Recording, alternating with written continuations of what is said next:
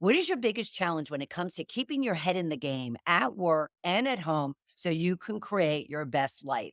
Welcome back to Shedding the Corporate Bitch. I'm your host, Bernadette Boas of Ball of Fire Coaching. And in today's discussion, we have a very special guest, Jada Willis, who will dive deep into some of the common challenges faced by leaders, particularly around time management, self leadership, and fostering a positive organizational culture. Jada will share her unique strategies and insights into how these elements intertwine to create more effective and happier leaders along with healthier workplaces. And as a seasoned expert with 18 years in human resources, she will ensure you have what you need to be a powerhouse leader. Welcome to Shedding the Corporate Bitch, the podcast that transforms today's managers into tomorrow's powerhouse leaders. Your host, Bernadette Boas, executive coach and author, brings you into a world where the corporate grind meets personal growth and success in each and every episode. With more than 25 years in corporate trenches, Bernadette's own journey from being dismissed as a tyrant boss to becoming a sought-after leadership coach and speaker illustrates the very essence of transformation that she now inspires in others with her tips, strategies, and stories. So, if you're ready to shed the bitches of fear and insecurity, ditch the imposter syndrome, and step into the role of the powerhouse leader you were born to be, this podcast is for you. Let's do this. Jada, welcome. How are you? I'm doing so good. Thank you so much for having me. Oh, you're very welcome. I'm excited to have this conversation because I think we all could use some help when it comes to just what can we be doing to be better leaders, better CEOs, just overall better professionals. So I'm very excited to get into that. But before we do, I always like to have my guests share with our viewers and listeners a little bit about yourself personally so they can get to know you and then they like, know, trust, and want to do with you. So share with us a little bit about Jada. All right, fantastic. So currently I live in Charleston, South Carolina. I split my time between Charleston, South Carolina and Columbia, South Carolina. I'm originally from a small town outside of Pittsburgh. And, something that most people do not know about me is that I am a cowgirl. I enjoy and love country music, rodeos, mechanical bulls, and all of that. And Okay, but have you ridden the mechanical bull? I have. I actually, in a very, very small town, I'm a mechanical bull champion. Wow. Yeah. So that was many years ago. So I'm going to try not to break anything these days. Isn't that the truth? Oh my God, it is so true.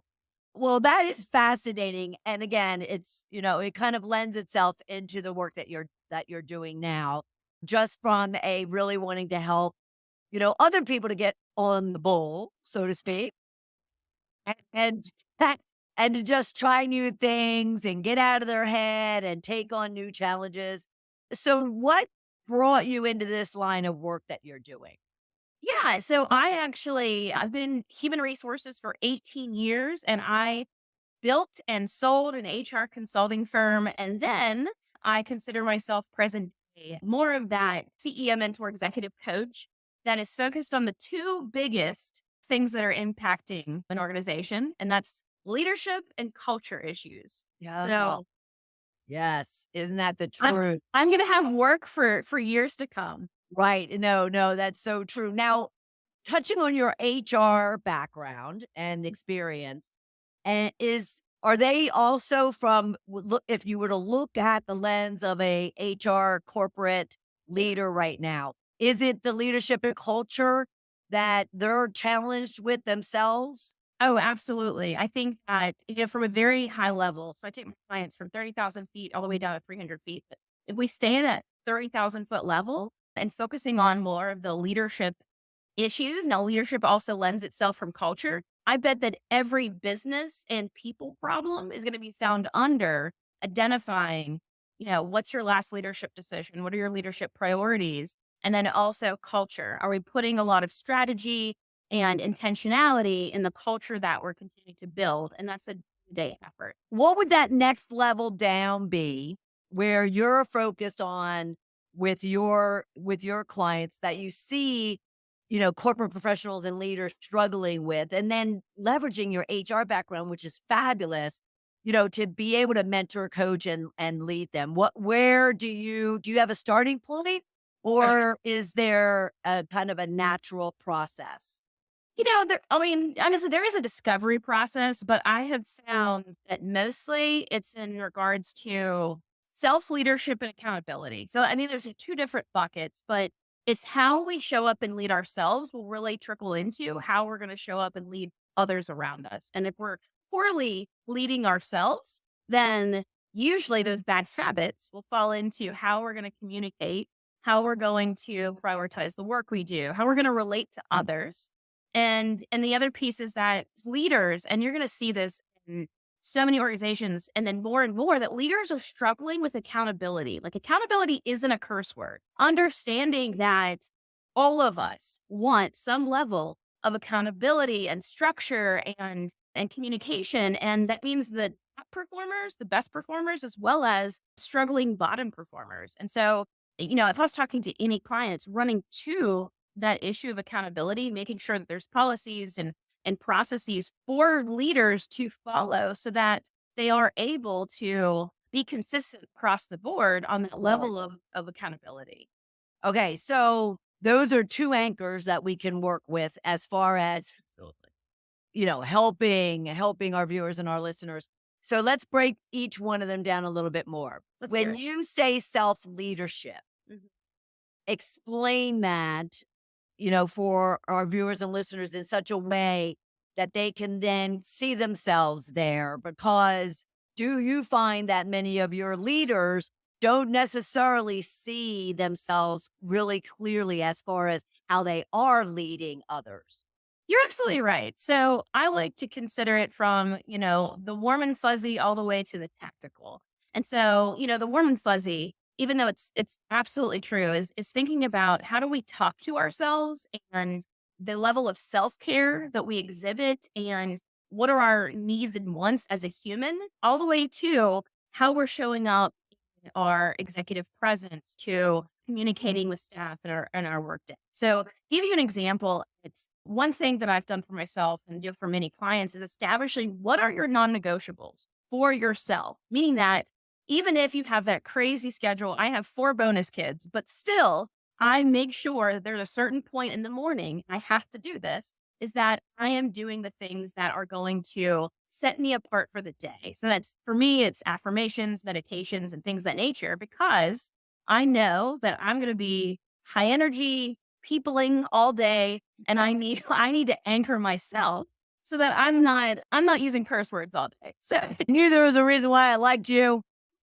Well, that's that being the case, but also really looking at, I have a system, a time multiplier system for my clients, but also looking at how are you prioritizing your week, your day around even your energy. So I'm a morning person through and through. If I know that about myself already, well, then guess what? I know that I'm going to do my best in creative work in the morning. Or if I have a really tough conversation that I need to have and I need all cylinders firing, guess what? I'm going to more likely to schedule that in the morning than I am in the afternoon whenever I know that I need to be doing more of those like mechanical, mundane tasks of like emails or things that I don't need to use my brain for.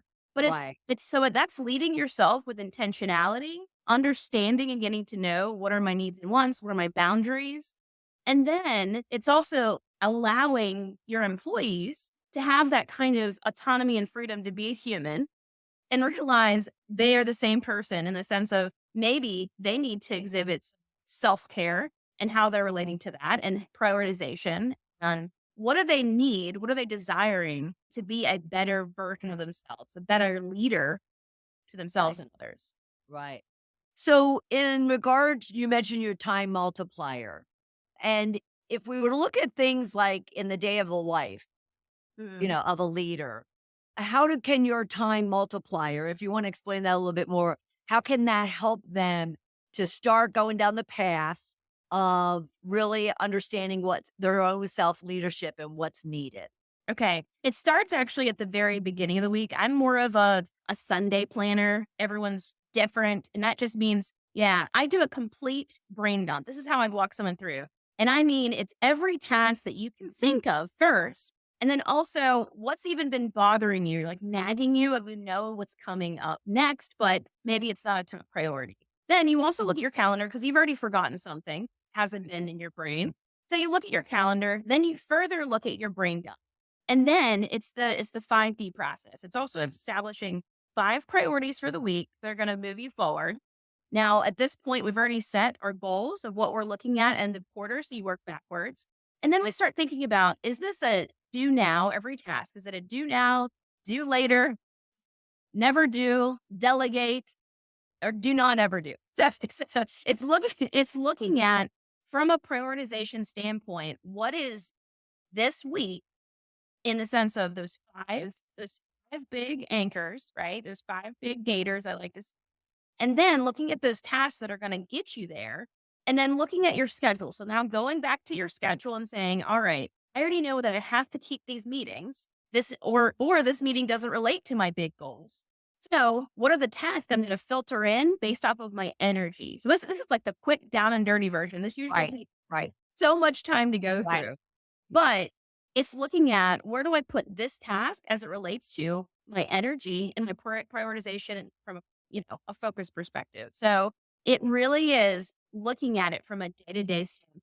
So then from Sunday, I look at it on Monday. All right, I've already pre-planned this. Has anything changed, adjusted, become a little bit more urgent? And you keep that top of mind before starting your day.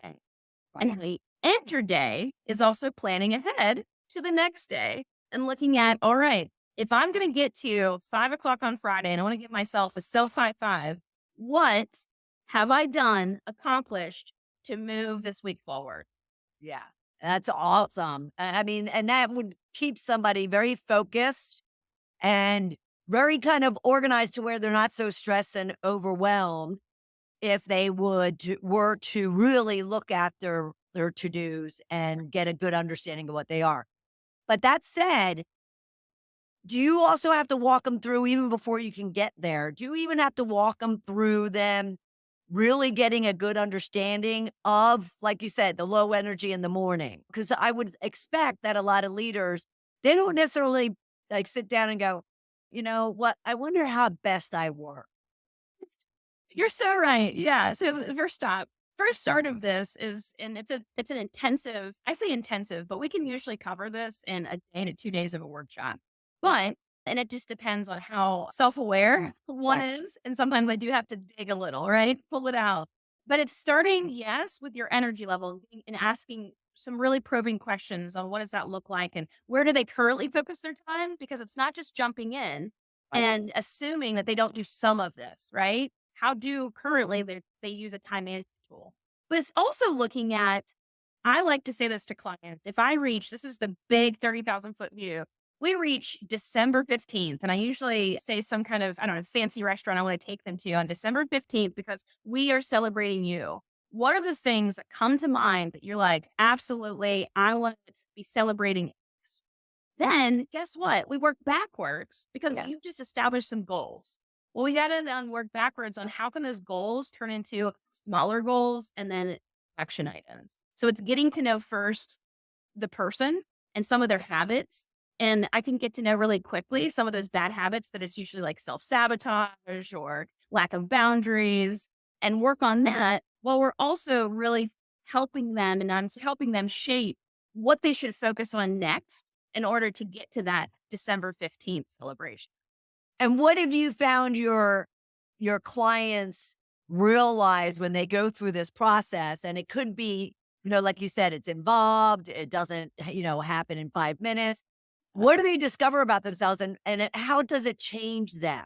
Oh my goodness. It's so much fun, like to watch this process unfold. And it's so much fun to also then see because some people are skeptical, right? I'm like, hey, just try it. I want you to try it for 2 weeks. Just come back to me and I'll be checking in and I want to see. I want you to really apply this. Well, it's so much fun whenever they're calling back after 2 weeks and just like, you have no idea what happened. I have more time. I have more energy. I'm like, what? So what happens initially is that when you start working, I like to say also in your zone of genius from the big leap, your zone of genius at the right times, you actually do get more energy to get more done. Love It's the that. momentum. It's the momentum. So people are reporting that, hey, I have more time in the sense of I'm working on things in such a strategic way that now I actually can get to the little things, or I've learned how to delegate the things that I know I shouldn't really be spending my time doing. And now I'm giving that task, I'm giving the thing over to someone on my team. And now they're excited, they're growing. But I easily can hear that I didn't know that I was just so in my own way. I was Yeah. so in my own head. That's awesome. Now I'm sleeping better. What? I didn't even know that you'd be sleeping better. That's awesome. Yes, I can just imagine it because even just us talking about it, I'm very visual. I'm in my head, like going through my calendar, I'm going through my to-do list, and I'm delaying, I'm deleting, I'm not doing. That's right. And it kind of makes you feel just so much more controlled. There you go. That's the thing. It's like I feel like my day is not running me. I'm actually running my. Yes. And that, oh my goodness. But see, like those are big things, but the ripple effect of what it does for you as a human and as a person and how you can then show up and have more energy mentally, emotionally, physically for the people in your life. So you're not going home and being like, I have still a mountain of work to do. Right. My biggest thing is helping executives not also be working those like 18-hour days. Like this, you do not have to. That is a lot. Right. And you shouldn't. We You all have this shouldn't. one life to live and it goes so fast. And there are seasons. I need to put a caveat. Listen, there are seasons. Yeah. Listen, I understand, but that shouldn't be the norm. Right. Yes, I love that. I love that. You mentioned earlier in this conversation a key thing that all of this requires, and that is self-awareness. Mhm.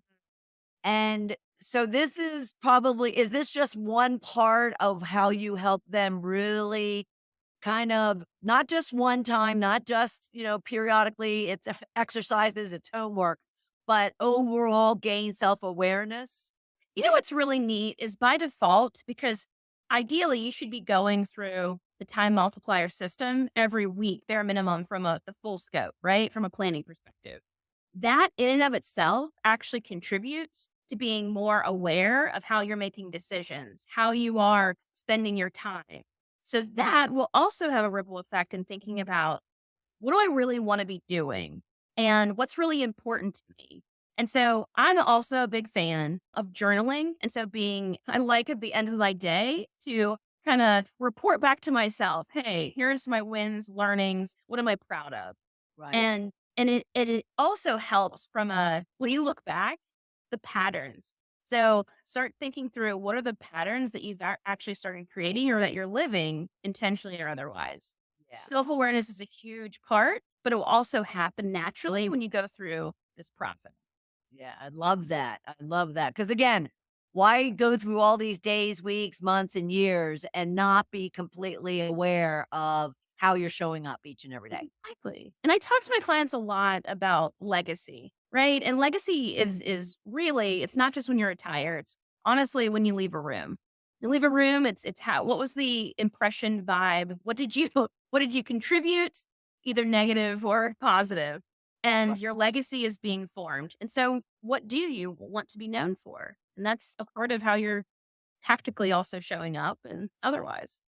Powerful. That is powerful right there. Absolutely. I love that. Legacy. I love it. Okay. Let's pivot to accountability.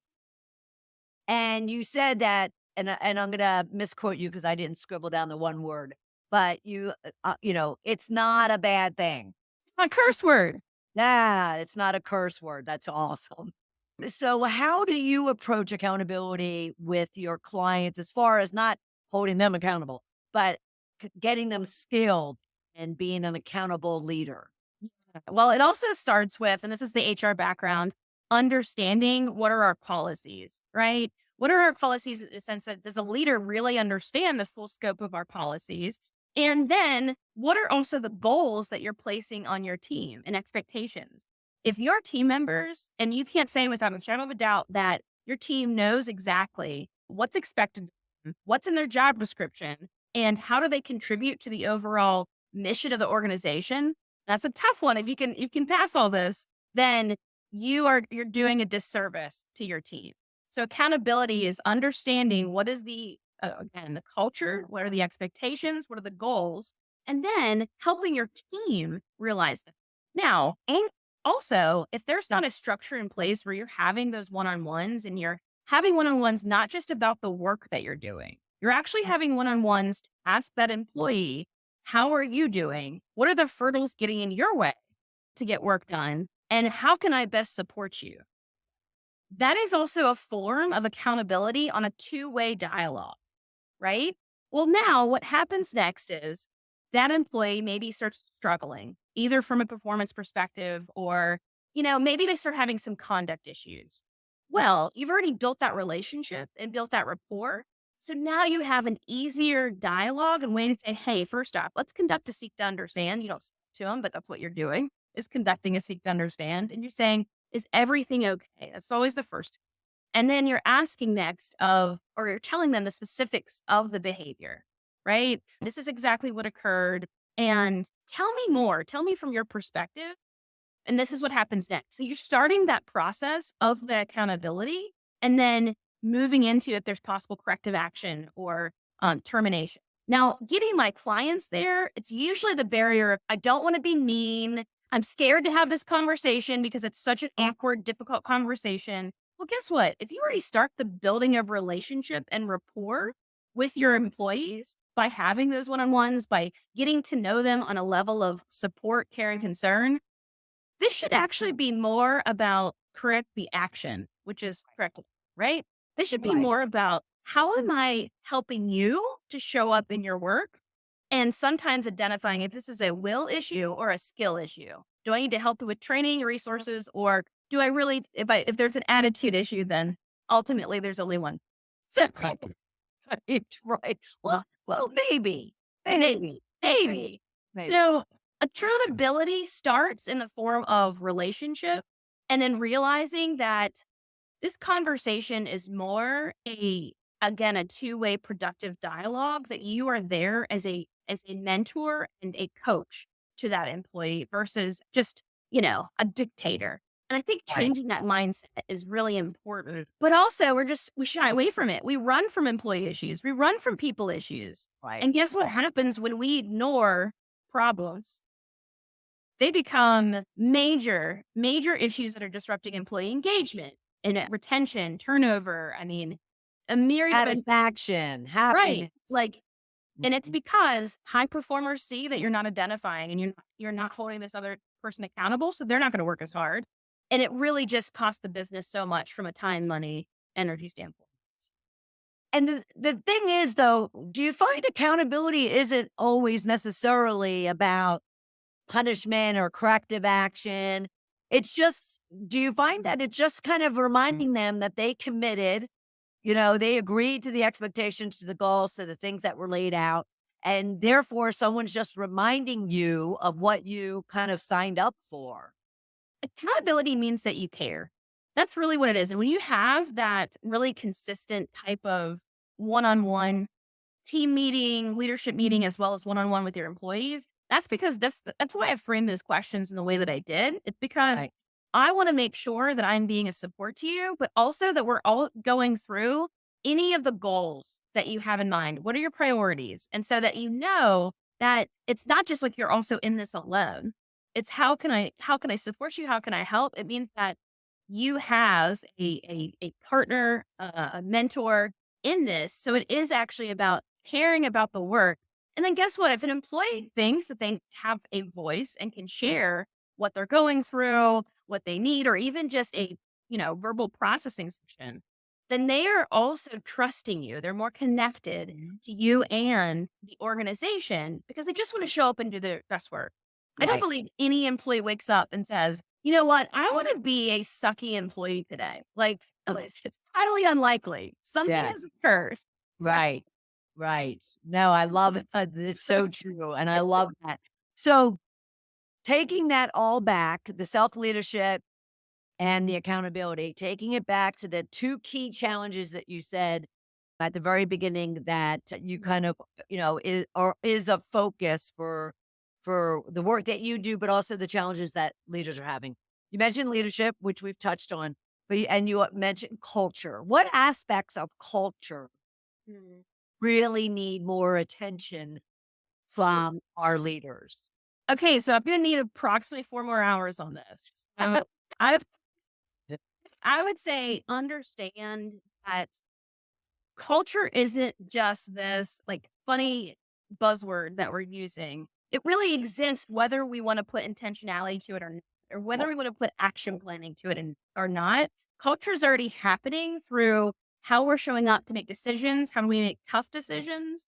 I would say this the best piece of advice I have for any organization is to be a core values driven culture.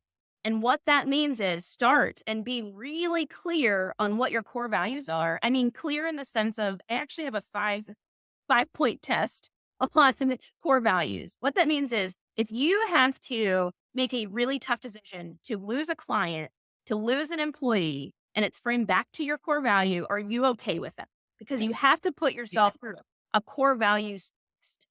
And you have to be, and core values shouldn't be easy.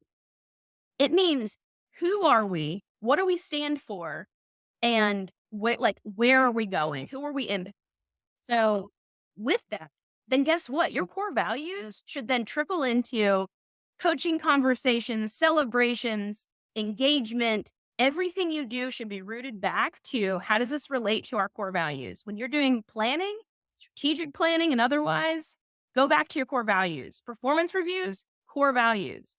Accountability, Core but values. values. Would you agree that it's not a good excuse for a particular individual leader to then say, well, they don't understand the culture and the core values that our company is driving, and therefore they really haven't defined it for themselves? Ooh. I would say that that's actually the leaders to help them to meet the employee where they are. Oh, also in the hiring process, we should have already been going through if this employee is a core value, but you know. But besides that, they're already here, leaders here.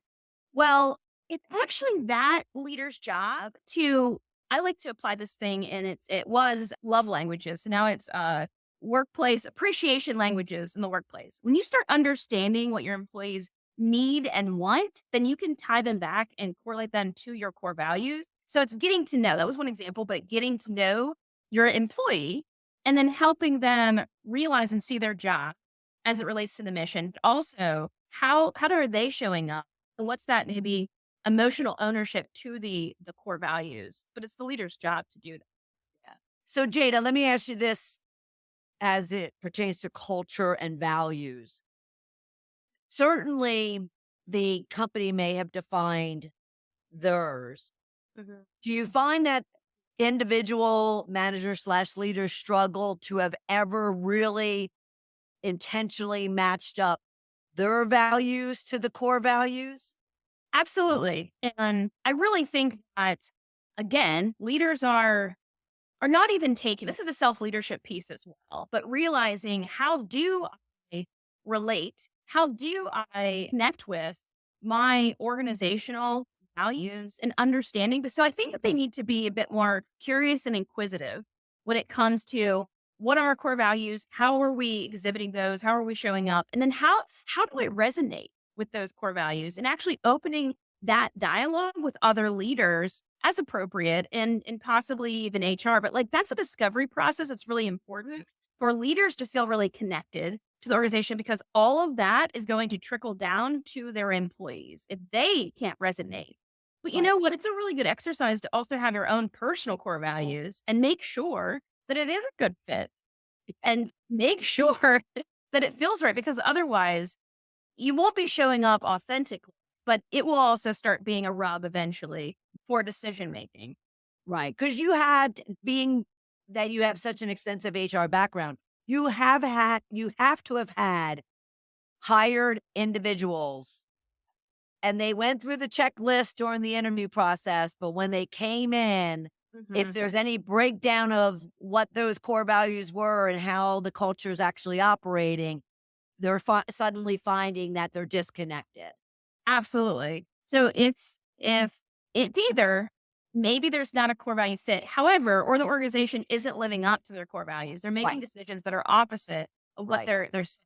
And so I would say the foolproof way from an organizational perspective to help that is if the top leadership is open, is the fact of make sure that there is some sort of open dialogue or feedback mechanism so that you can do the surveys, request the feedback, and also see, are my core values actually resonating, and do they are they being seen and felt at every level of the organization? Right, right. Yeah, I And, love that. and Yeah, that's a check that all organizations should be doing. right. Absolutely. Absolutely. Love it.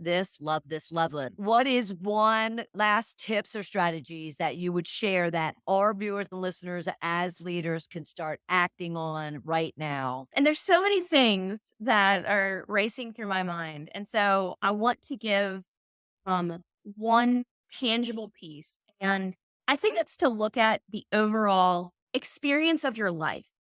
And what that means is if we look at it from accountability, self leadership, culture, and then I'm drilling down into your goals, your priorities. How about we take a step and look at how am I showing up? Who am I impacting?